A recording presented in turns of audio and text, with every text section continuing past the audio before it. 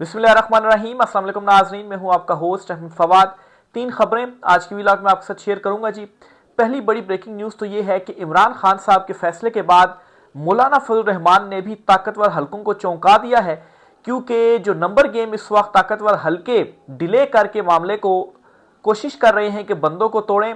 मौलाना फजल रहमान जो हैं इस सारे मामले के ऊपर दिखाई ये दे रहा है कि पाकिस्तान तहरीक इंसाफ के साथ हैं जी, वो ताकतवर हलकों के साथ नहीं जुड़ रहे। ये मामला क्या है जी, कुछ एक्सक्लूसिव डिटेल्स हैं आपके साथ में शेयर करूंगा। दूसरी खबर ये है कि इमरान खान साहब को सरतोड़ कोशिश की गई आज अडयाला जेल, चूंकि मुलाकातें हुई कि वो सुहेल आफरीदी को जो नामजद उन्होंने किया है उनका नाम वापस ले लें और अली अमीन गंडापुर को बरकरार रखें, लेकिन इमरान खान साहब ने किसी की भी नहीं मानी। इस पर भी कुछ तफसीलात हैं, वो भी आज की व्लॉग में आपके साथ में शेयर करूंगा।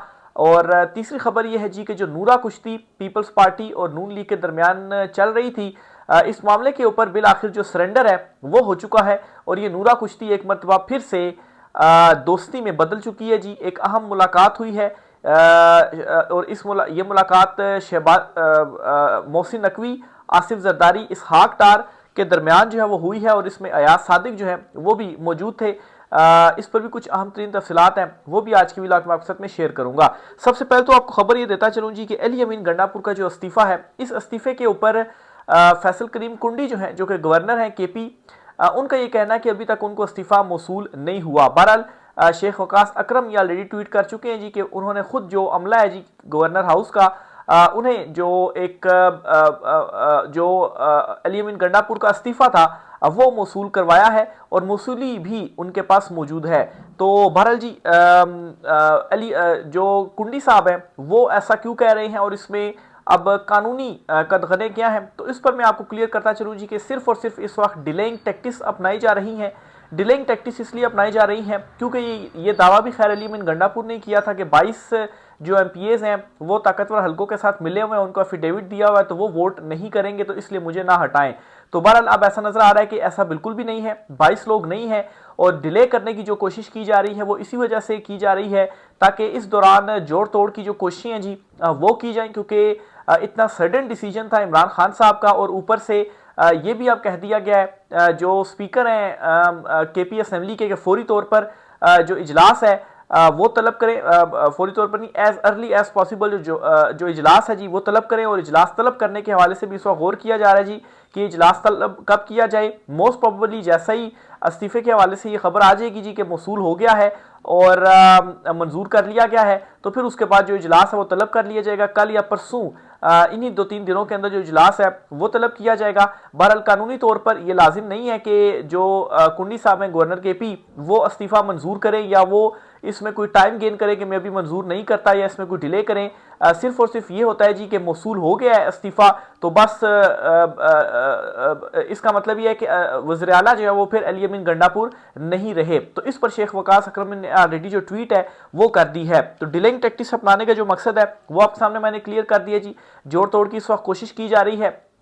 इवन के पीपल्स पार्टी, नून लीग और मौलाना फजल रहमान के दरमियान भी जो मुलाकातें हैं वो हो रही हैं और इसमें जी ज़राए का यह दावा है कि मौलाना फजल रहमान जो हैं वो इस मामले में इस तरह से नजर आ रहा है जी कि वो पाकिस्तान तहरीक इंसाफ के साथ खड़े हो रहे हैं और इसकी जो रीज़न है वो ये है कि अगर उनकी जमात में से कोई वज़ीर आला बनाया जाता है, इस सिचुएशन में अगर जोड़ तोड़ की जाती है, जो है वो छापे मारे जाते हैं, घरों में ज़बरदस्ती तोड़ा जाता है, लोगों को नाअहल किया जाता है और फिर उसके बाद पैसा चलाया जाता है, मंडियाँ लगाई जाती है, उसके बाद नंबर गेम पूरी की जाती है, तो मौलाना फजल रहमान, पीपल्स पार्टी, इवन के मुस्लिम लीग नून जो है वो भी सामने नहीं आ रही कि हम जो है वो अपना वज़ीर आला बना लें। और इसकी जो रीज़न है वो ये है कि इस वक्त जो एक पॉलिसी है केपी के हवाले से या ये जो ऑपरेशन है इस हवाले से, खास तौर पर मौलाना फजल रहमान जो हैं वो ज़ाहिर सी बात है ताकतवर हलकों को इनकार तो नहीं कर सकते हैं क्योंकि उनके भी केसेस शेसेस और बहुत सारे मामला उधर हैं, तो अगर इनकार करेंगे तो फिर वहाँ से वो मामला खुल जाएंगे। लेकिन इस वक्त उनके लिए मुसीबत ये बनी हुई है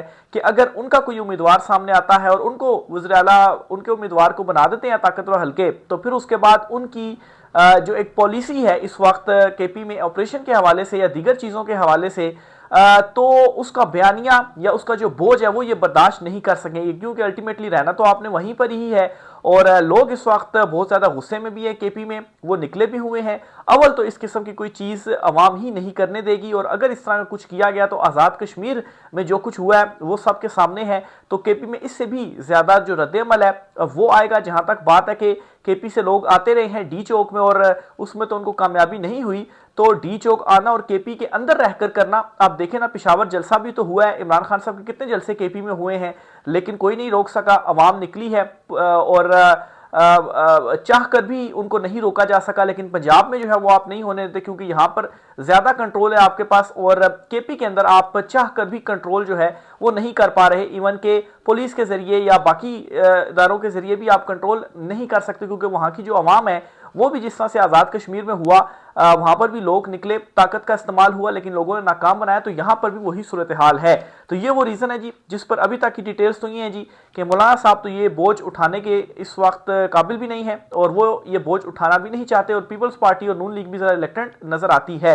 तो बहरहाल जी उसके बावजूद कोशिश भरपूर की जा रही है, क्योंकि अगर वहां पर अगर सुहेल अफरीदी वज़ीर आला बन जाते हैं और वो बिल्कुल इमरान खान साहब के नजरिए पर चलते हैं और वो डट जाते हैं, और इमरान खान साहब खास तौर पर अली अमीन गंडापुर को हटाने की जो मेन रीजन थी ये ऑपरेशन से रिलेटेड, अगर इन चीजों के ऊपर वो अड़ जाते हैं तो फिर जो बड़ा एक क्लैश है वो होगा, और बड़ी मुश्किलात का सामना भी जो है वो ताकतवर हलकों को करना पड़ेगा। तो उनका भी ये है कि इस साइड से ही कोई जो वज़ीर आला है वो बना दिया जाए। तो बहरहाल जी डिले का मकसद ये है कि कुछ ना कुछ जोड़ तोड़ कर लिया जाए, मंडियां लगा ली जाएं, और कोशिश की जा रही है कि हफ्ता एक जो चीज़ें हैं वो डिले की जाएं। लेकिन दूसरी तरफ ये हिकमत अमली बना ली गई है, और इमरान खान साहब ने भी ये कह दिया जी कि एज अर्ली एज पॉसिबल जो सुहेल आफरीदी हैं जी वो वज़ीर आला का मनसब संभालें, और इसके लिए जल्द से जल्द जो इजलास है वो तलब कर ले। और इजलास तलब करने के हवाले से भी इस वक्त गौर हो रहा है जी कि कब ये इजलास तलब करना है, और इस पर मोस्ट प्रोबेबली 2 से 3 दिन के अंदर ही जो इजलास है वो तलब किया जाएगा, और उसके बाद जो है वो नए वज़ीर आला का जो इंतखाब है वो होगा, ताकि ज़्यादा टाइम ही ना दिया जाए कि जोड़ तोड़ की जाए। और सारे लोग चूंकि इस वक्त जो तादाद है वो भी, बल्कि मैं 92 तादाद भी आपको गिनवाता चलूँ जी कि आज MPAs का इजलास जो है वो हुआ है, और इस इजलास में 78 MPAs मौजूद थे आज के इजलास में। तो 73 MPAs चाहिए केपी में वज़ीर आला मुंतखब करने के लिए, और अपोजिशन जो उनके पास सिर्फ 53 का नंबर मौजूद है, वो भी जो जिस गैर आईनी तरीके से PTI की जो आपने मखसूस नशिस्तें भी ले ली हैं उसकी वजह से 53 बना, नहीं तो आपका नंबर तो 40 से भी नीचे था। बहरहाल जी जो इजलास आज हुआ 78 उस इजलास में मौजूद थे MPAs, और 3 जो थे उन्होंने वो आए, लेकिन उसके बाद वो चले गए, और उसके उन्होंने रीजन भी बताई कि हम जो है वो क्यों जा रहे हैं। और 8 बैरून मुल्क इस वक्त MPAs मौजूद हैं, जबकि 3 ऐसे हैं जी जो कि अली अमीन गंडापुर से नाराज हैं, इस वजह से वो नहीं आए, क्योंकि अली अमीन गंडापुर ने इजलास बुलाया था और वो मिले भी हैं सुहेल आफरीदी से। फिर इसके साथ ही जी पाकिस्तान तहरीक इंसाफ के कुल MPAs जो हैं वो 92 हैं और चाहिए 73। तो ये जो डिटेल तादाद मैंने आपको बताई है जी वो बड़ी आसानी से पाकिस्तान तहरीक इंसाफ के जो MPAs हैं वो इजलास में पूरे कर लिए गए हैं, और किसी उन 22 लोगों के लिए भी ये आसान नहीं होगा कि वो इमरान खान साहब की मुखालफत में वोट दे दें, क्योंकि वो वोट दे देंगे तो एक्सपोज हो जाएंगे, उसके बाद आप मतलब है कि अवाम की नज़रों में भी एक्सपोज हो जाएंगे, और आप मौजूद ही KP में इस वजह से इमरान खान साहब के वोटों की वजह से। और KP में ये चीज़ मुमकिन नहीं है जो आप पंजाब में जो है वो करते रहे हैं, फॉर्म 47 की जो हुकूमत है वो आपने बनाई हुई है। तो एक तो ये जी बहुत बड़ी जो डेवलपमेंट है वो हुई है। एक और इस्तीफे की भी इस वक्त बाज़गश्त है, कहा यह जा रहा है जी कि अली अमीन गंडापुर के इस्तीफे के बाद अब बारी है बैरिस्टर गौहर की, एक दफ़ा ये वज़ीर आला वाला मामला निमट जाए, फिर इसके बाद बैरिस्टर गौहर जो हैं उनसे भी इमरान खान साहब इस्तीफ़ा मांगेंगे, और जुनैद अकबर जो हैं इनको हो सकता है कि चेयरमैन पाकिस्तान तहरीक इंसाफ जो है वो इमरान खान साहब नामजद कर दें। बहरहाल अभी इसके ऊपर कुछ डेवलपमेंट हुई नहीं है, लेकिन बैरिस्टर गौहर अपने इस्तीफे के हवाले से कह चुके हैं कि अगर वो इस्तीफ़ा दे देंगे तो फिर पार्टी का जो निज़ाम है वो रुक जाएगा। तो खैर ये बैरिस्टर गौहर साहब की गलतफहमी ही है। इमरान खान साहब जैसे चेयरमैन बनाएंगे आपसे, अगर उन्होंने इस्तीफ़ा लिया तो आप जो है वो बिल्कुल आप ये ना समझिए कि कोई चीज़ रुक जाएगी। शेर अफजल मरवत भी बड़े पॉपुलर थे, लेकिन जैसा ही इमरान खान साहब से ज़ाहिर धोखा किया या इमरान खान साहब ने उनको निकाला, तो आज शेर अफजल मरवत कहाँ पर हैं, कहाँ पर गई वो सारी की सारी जो पॉपुलैरिटी थी। इमरान खान साहब के हवाले से आपको बताता चलूँ, अडयाला जेल में आज काफ़ी मुलाकातें हुई हैं। इमरान खान साहब को उन मुलाकातों में बड़ा बनाने की कोशिश की गई कि इमरान खान साहब सुहेल अफरीदी का जो नाम है जी वो वापस ले लें और अली अमीन गंडापुर को बरकरार रखा जाए। और ज़ाहिर सी बात है, ताकतवर हल्के भी यही चाहते थे जी कि उनका एक बड़ा सासा था। तो इमरान खान साहब के हवाले से बताता चलूँ, बड़ा जोर लगाया गया, इमरान खान साहब नहीं माने और इमरान खान साहब ने कहा जी कि जो नाम दे दिया है वही नाम है और सुहेल अफरीदी उनके जो है वो उम्मीदवार हैं। तो ये जी आज अडयाला जेल में अहम जो डेवलपमेंट है एक वो हुई है।